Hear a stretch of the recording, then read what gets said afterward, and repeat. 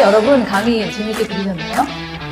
들으시면서 아마 저처럼 질문이 머릿속에 문제 많이 떠오르셨을 텐데요. 각 단계별로 떠오르는 질문들을 심층적으로 같이 토론해보는 시간을 갖겠습니다. 먼저 강의를 듣다 보니까 저도 느끼는 거지만 모든 비즈니스에서 이 도입기를 견디는 힘이 제일 많이 드는 것 같아요. 성공은 할까 싶고 인풋은 많이 들어갔는데 피드백이 바로 오는 시기도 아니니까 너무 어렵지 않습니까? 네. 그래서 아주 그냥 섣부른 질문을 드려보면 도입기는 뭐 보통 한두 달 보면 되나요? 이런 어떤 라이브한 질문도 드리게 되는데 전반적으로 도입기를 좀 견디는 힘이랄까? 그런 걸 얘기해 주시면 좋을 것 같아요. 도입기는 진짜 약간 견디는 시기라고 할 수 있고, 맞습니다. 네. 그리고 컨트롤이라는 단어를 제가 썼던 이유는 섣불리 성장기 쪽으로 넘어가고 싶은 그런 욕구를 스스로 계속 자제를 해야 되기 때문에 자기 스스로 템포 조절을 해야 되는 그런 시기라고 할 수 있는데요. 크게 보면 두 가지 경우의 수가 나올 것 같아요. 하나는 진짜로 시장에 딱 내놨지만 결국은 이제 약간 실패하는 제품이었기 때문에 약간 반응이 아예 진짜 없거나 좀 너무 슬로우하거나 뜨뜻미지근한, 그래서 이제 별 반응이 안 나오는 그런 경우. 그다음에 두 번째로는 잘 될 수 있는데 성장기 때 더 많은 성장을 하기 위해서 도입기를 굉장히 스마트하고 컨트롤하면서 이제 보내야 되는 경우, 이렇게 두 가지로 나눌 수가 있을 것 같아요. 뜨뜻미지근한 경우 같은 경우는 정량적으로 막 데이터가 쌓이지 않더라도 딱 보면 뚜껑을 딱 열었을 때 CEO 입장에서도 반응이 느껴지는 그런 촉이 있다고 할 수 있는데요. 거의 일단은 반응 자체가 별로 없다. 그게 일단 가장 안 좋은 상태인 것 같고요. 그리고 본인이 타겟으로 생각했던 그 핵심 타겟들 사이에서 뭔가 굉장히 긍정적이고 좋은 피드백이 나오지 않는다라고 하면 그냥 뭐 괜찮은 것 같아요. 이런 뜨뜻미지근한 그런 느낌이다 그러면 이거 좀 우리가 처음에 제품 기획 단계부터 뭔가 첫 단추를 잘못 낀 거 아닌가, 뭐 그런 고민을 해보셔야 될 것 같고요. 네. 그러니까 도입기는 말씀을 정리해 보면 저도 그런 생각에 동의하는데 코어 타겟한테 얼마나 어필했는가를 지표로 볼 수 있으면 좋겠네요. 네. 그게 관건인데, 근데 예를 들어서 뭐 과거에는 오프라인 샵이 있으면은 거기 가서 점주한테 물어도 보고 길거리 인터뷰도 하고 그러는데 요즘엔 디지털이 완연한 세상이기 때문에 디지털 세상에서는 어떻게 그 지표를 좀 가늠해 볼 수 있을까요? 디지털에서는 아무래도 이제 고객 댓글하고 이런 것들을 좀 보셔야 되지 않을까 싶습니다. 네.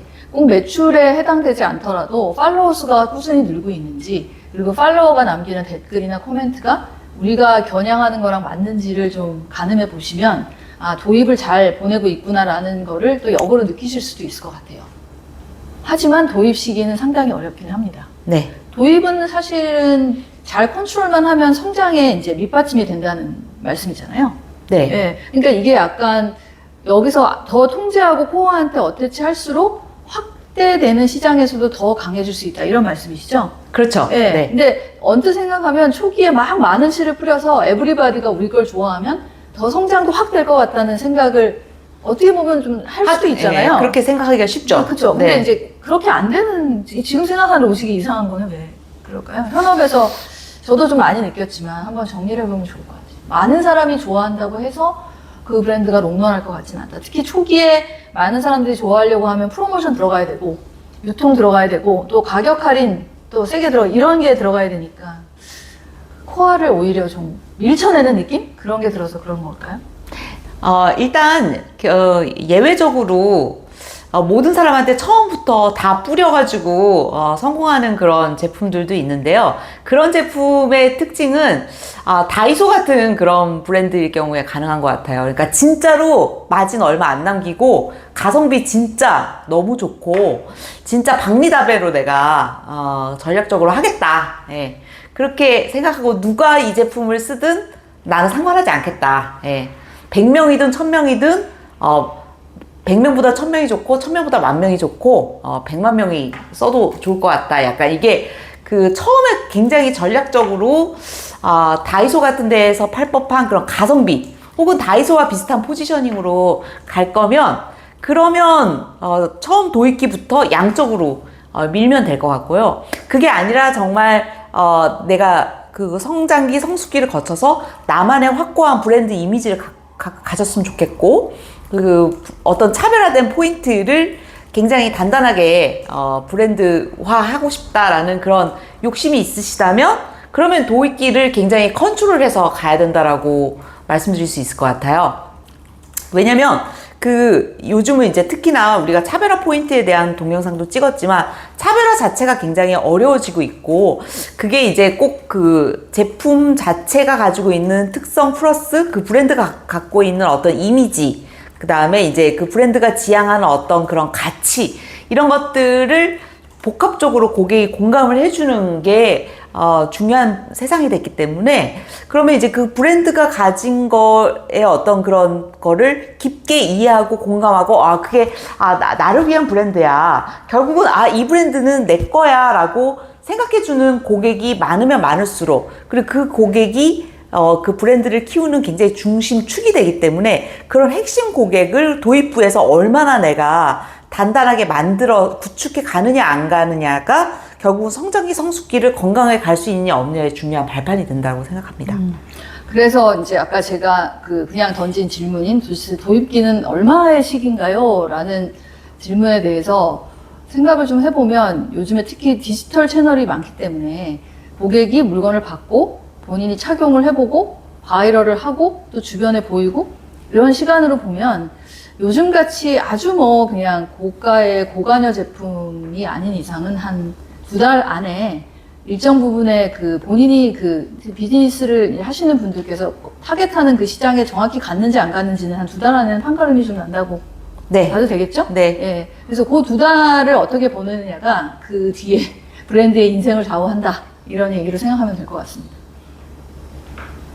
또 두 번째로 좀 생각해 보는 게, 이제 아까 강의에서 그 도입에도 브랜딩이 되게 중요하고, 사실 브랜딩이 다죠. 도입에서 런칭을 했으니까. 근데 이제 뒤에 막 가다가 성숙기에 오히려 브랜딩이 더 중요하다는 얘기를 하셨는데, 저는 그 지점이 토론의 한 중요한 요소일 것 같다는 생각이 들었거든요. 그래서 도입 때의 브랜딩과 성숙기의 브랜딩의 차이가 뭘까?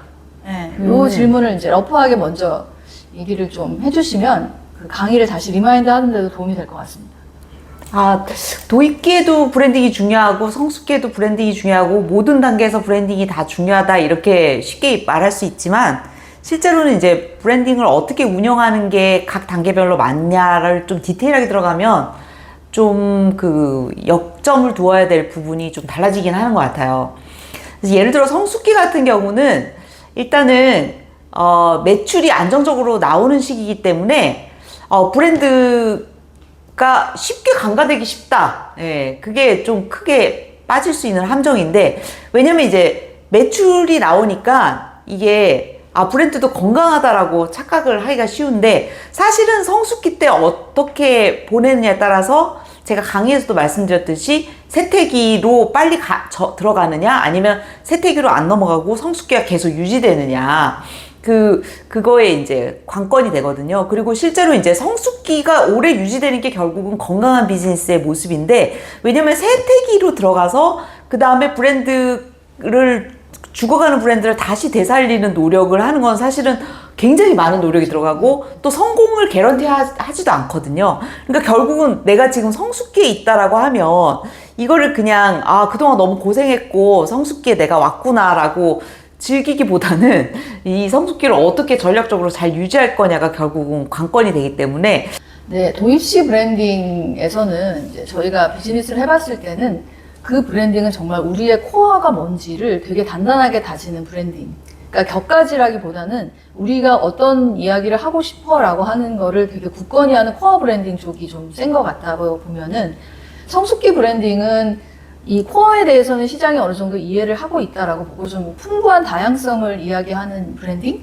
라인 익스텐션도 들어갈 거고, 타겟들도 조금 더 넓어졌기 때문에 너무 코어의 얘기만 하는 것보다는 그것이 어떻게 확산할 수 있는지에 대한 좀 라인 익스텐션에 맞는 브랜딩으로 강화될 것 같다는 느낌은 들거든요. 네.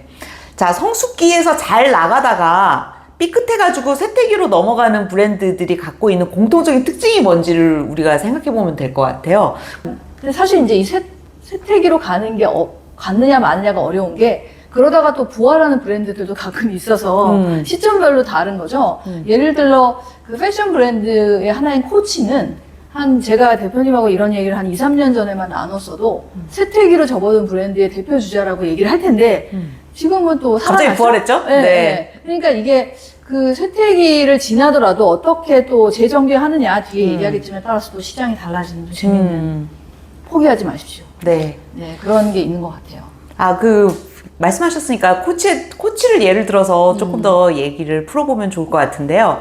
코치가 한 10년 전쯤에 시점에 브랜드가 되게 많이 죽어 있었어요. 그때 이제 브랜드가 죽은 이유가 그때 너무 브랜드를 매출 욕심에 할인 많이 하고 그다음에 아울렛에 막 많이 뿌리고 또 라인 익스텐션도 너무 많이 하고 그래가지고 브랜드가 굉장히 좀 지저분해지고 그리고 이제 프리미엄 이미지가 많이 떨어지면서 그런 이제 중저가 브랜드하고 크게 차이가 없는 명품 브랜드라고 하기 어려운, 그러니까 약간 그런 싸구려 브랜드로 좀 전락하는 시기가 있었는데, 그러고서 최근 들어서 다시 부상을 하게 됐단 말이에요. 네. 근데 그 사이에 10년이라는 세월이 있었어요. 그러니까 그 10년 동안 브랜드가 다 내부적으로 재정비를 하고 다시 예전에 그 안 좋았던 이미지를 버리고 새로 이제 나 다시 새롭게 탈바꿈했고 나 다시 잘 나갈 수 있어, 약간 이렇게 고객한테 새롭게 어필하는 그런 기간을 갖게까지 10년이라는 어떤 그런 결치부심의 시간이 있었다. 예. 그거를 좀 유념해서 보실 필요가 있을 것 같아요. 네. 그래서 성숙기하고 쇠퇴기가 저희가 주식 그래프 같은 거 보면 이렇게 내려갔다가 다시 올라가고 이렇게 되잖아요. 코치의 경우에도 이게 쭉 내려갔다가 그 MG의 취향에 맞는 라인을 재정비하고 또 크리에이티브 디렉터도 새롭게 이제 다시 리뉴얼을 하면서 이렇게 다시 올라가서 이렇게 우상향을 그리는 이런 아름다운 모습에 현재 도달해 있는 것 같습니다. 근데 어쨌든 이 질문의 메인은 도입시 브랜딩과 성숙기 브랜딩의 차이였지만 결국은 각 단계별로 어떤 환경이더라도 브랜딩을 좀 꾸준히 하기는 해야지 이게 롱런을 한다는 생각이 또 들긴 하더라고요. 네. 보통은 성장기나 성숙기에 가면 매출, 막 세일즈, 프로모션 막 이런 쪽에 조금 더 강화를 할 것 같은데 오히려 그때 이제 경영자, 비즈니스를 오운하는 분은 우리 브랜드의 롱런을 위한 어떤 작업이 필요한가를 생각하셔야 된다. 이게 강의에서 말씀하신 가장 중요한 내용이었던 것 같습니다. 근데 실제로 성숙기가 되면은 매출과 여러 가지 비즈니스 지표들이 굉장히 많이 나오기 때문에 그런 것들을 챙기느라고 브랜드 관련된 지표는 그냥 마케팅 부서에 맡겨놓는다든지 아니면 회사 전체가 이렇게 브랜드를 좀 챙기는 그런 분위기가 잘 안 되는데 그게 결국은 함정인 것 같아요. 왜냐면 이제 성숙기가 되면 오퍼레이션이 되게 커지기 때문에 예를 들면 뭐 제품 생산이나 배송과 관련된 거 뭐 약간 그다음에 회사 전체 움직이는 운영과 관련된 KPI 그다음에 이제 뭐 파이낸스 같은 경우도 매출부터 수익부터 시작해서 뭐 주가 뭐 여러 가지 이제 챙길 게 너무 종류가 많아지잖아요. 그러니까 이제 브랜드 지표가 브랜드 뭐 매출이 잘 나오니까 괜찮겠지 이렇게 오히려 등한시하게 되는 수가 있는데 사실은 그거를 좀 주의하셔야 될 것 같아요. 왜냐면 브랜드가 성숙하게 되면은 브랜드 지표도 되게 복합적으로 나오기 시작하거든요. 그래서 어떤 지표는 되게 좋아 보이지만 또 이렇게 사람이 암에 걸리게 되면 초기에 발견해가지고 암을 치료하면 사실은 굉장히 큰 병이 안 걸리고 이렇게 잘 살게 되는데 이게 그 암도 초기에 이렇게 발견하기가 굉장히 어렵잖아요. 그런 것처럼 이 성숙기 때 브랜드가 속으로 깊게 사실은 병 들어갈 수가 있는데 그거를 지표로 읽어내기가 생각보다 쉽지 않은 경우가 많아요. 그래서 그걸 면밀하게 좀 챙길 필요가 있다라는 걸 말씀드리고 싶고 지표를 어떤 것들을 봐야 되냐 이런 거는 별도 강의로 좀 저희가 좀 풀어서 설명을 해드리는 게 좋을 것 같습니다. 그 브랜딩이다라고 하면 사실 브랜딩은 모호한 언어이기 때문에 사실 브랜드 활동이라고 하는 그 군부를 떼야지 브랜딩이 되는 건데 예를 들어서 요즘에 그 성수동에 또 이게 굉장히 큰 이정표로 만든 젠틀몬스터 같은 경우에 지금 성숙기잖아요. 그 친구들도. 이제 성장기를 지나서 쭉 가는데 이게 자칫하면 좀 이제 그만하지 약간 이런 느낌이 드는 브랜드가 될 수 있는데 그거를 방지하기 위해서 지속적으로 새로운 프레시 에어를 브랜드에 넣어주고 있는 것 같아요. 그 일환으로 성수동의 사옥도 완전히 이제 거의 건물 자체가 아트인 그런 걸로 만들어서 이제 진행을 하고 있는데, 이러지 않으면 사실 또 금방, 또 패션 브랜드는 워낙에 또 주기가 짧잖아요. 어느 순간 이제 이렇게 쭉 내려갈 수 있는 거를 방지를 하고 있는 것 같습니다. 그래서 이런 식으로 이제 성숙기 브랜딩이 사실 더 어려운 것 같아요. 근데 스타벅스라는 글로벌 브랜드도 이제 한국에 워낙에 이제 팬층이 많은데, 그럼 스타벅스랑 젠틀몬스터를 같이 떠올려 보면 젠몬만큼 스타벅스가 지금 새로운 리뉴얼을 위한 브랜드를 계속 하느냐? 어떻게 생각하세요? 저는 스타벅스가 세태기 쪽으로 좀 가고 있는. 그렇죠. 약간 그런 느낌이 보이죠. 네. 네. 근데 이제 세태기도 한번 들어서면은 관성이 있어가지고 다시 굉장히 큰 혁신을 하지 않으면 세태기라는 내려가는 그 곡선을 따라갈 수밖에 없기 때문에 스타벅스가 지금 좀 중요한 기점에 와 있는 브랜드 중에 하나인 것 같아요. 그리고 성숙기가 여러분 되게 행복한 기간이에요. 그래서 너무 행복해서, 왜냐면 마케팅 인풋 안 들어가도 매출이 잘 나오니까 되게 행복한데, 거기가 위기가 이제 딱 도래할 바로 직전이라는 게 되게 아이러니하지만, 잘 될수록 여기가 고비인가? 이런 생각을 해봐야 된다는 게 되게 어려운 지점이지만 또 중요한 지점이라는 생각이 듭니다. 그 쇠퇴기는 없으면 좋겠지만 모든 것은 쇠퇴하기 마련이라, 이걸 지혜롭게 어떻게 마무리를 하지, 또는 이렇게 꺾은 그래프를 좀 살릴 수 없을까, 이런 고민을 하게 되는 것 같아요. 쇠퇴기에 들어섰다고 하면 빠른 액션 플랜을 세워야 할까요? 그 세태기 초기 단계냐 아니면 세태기 중기 말기 단계냐, 여기에 따라서 좀 다를 것 같아요. 브랜드도 같은 세태기로 이게 접어들었다 하더라도 세태기 안에서 어떤 단계냐에 따라 좀 다를 것 같아요. 근데 좀 가장 많이 헷갈리는 단계 중에 하나가 뭐냐면 세태기의 초기 단계인 것 같아요. 왜냐면 이게 세태기인지 성장기인지 모르겠어요. 예. 성장기지만 약간 주춤하고 있는 건지, 아니면 진짜로 세태기로 내가 지금 들어선 건지. 예. 왜냐면 세태기로 일단 들어서게 되면 관성의 법칙이 있어가지고 다시 이렇게 그 되살리기가 단기적으로 이렇게 뭔가 이렇게 임시 방편적인 조치를 한다고 해서 그 그래프가 다시 이렇게 성장세로 돌아가기 좀 어려운 경우가 되게 많거든요. 그래서 그거를 초기 세태기 단계에서 잘 판단하는 게 일단은 되게 중요할 것 같고요. 냉정하게 세태기로 들어섰다라고 하면 초기라고 하더라도, 그래서 매출이 갑자기 확 꺾이진 않거든요.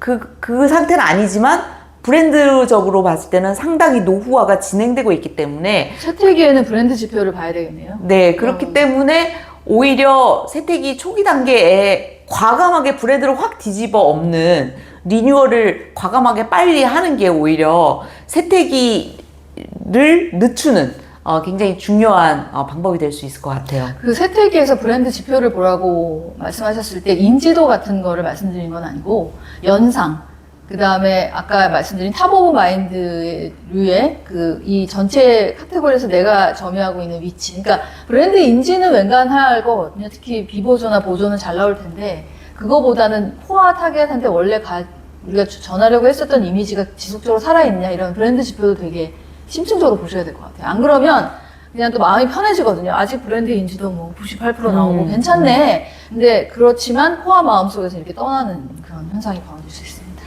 네, 저희가 간단하게 강의에 이어서 이렇게 Q&A를 진행해 봤는데요. 혹시 궁금한 사항이 있으면 댓글에 달아주시면 제가 또 그 다음 토론 대상에 삼아보도록 하겠습니다. 네, 여러분 수고하셨습니다. 감사합니다.